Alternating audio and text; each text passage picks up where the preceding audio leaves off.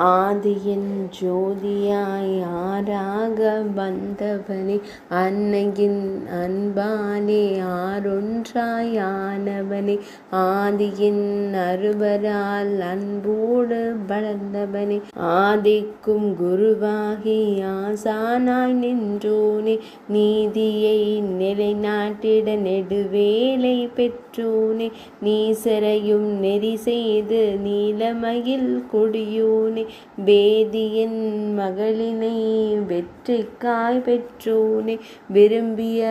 வள்ளியுடன் அரும்பிய நாயகனே, ஜோதியாய் அறுபடை சுகித்திடும் சுந்தரனே, சொல்லிடும் மனோகர அள்ளியே தருவோனே, நாதியான் நல்லார்க்கு நற்றுணையாவோனே, நானும் உன் தாசனே நல்லருள் புரிவாயே.